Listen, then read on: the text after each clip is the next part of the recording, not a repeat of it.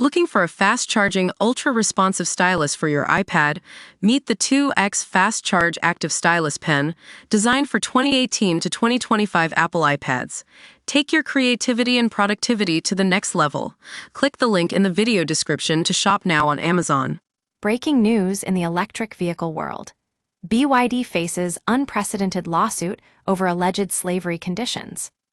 We're talking shocking allegations against Chinese electric vehicle giant, BYD. A Brazilian public labor prosecutor's office is suing the company and two of its contractors over slave-like conditions found at a factory construction site in Brazil. We'll dive into the details.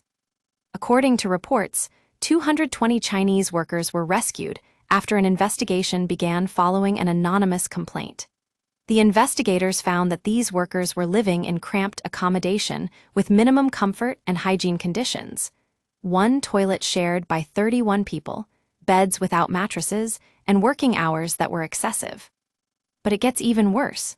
Authorities say the construction site staff had their passports confiscated and were forced to work under employment contracts with illegal clauses, including no weekly rest and having up to 70% of their salaries withheld. Now, BYD has previously stated they have zero tolerance for violations of human rights and labor laws. However, it seems that despite this claim, the company failed to prevent these conditions from occurring at its Brazilian factory. We'll be keeping a close eye on this developing story as more information comes out. BYD's presence in Brazil is significant, with plans to increase its market share in the country. In fact, just last month, BYD outsold Elon Musk's Tesla in Europe for the first time, according to car industry research firm Jado Dynamics. But when it comes to working conditions, BYD's reputation takes a hit. This is ElectroDrive News, bringing you the latest on electric vehicles and sustainable energy. We'll be back after this break.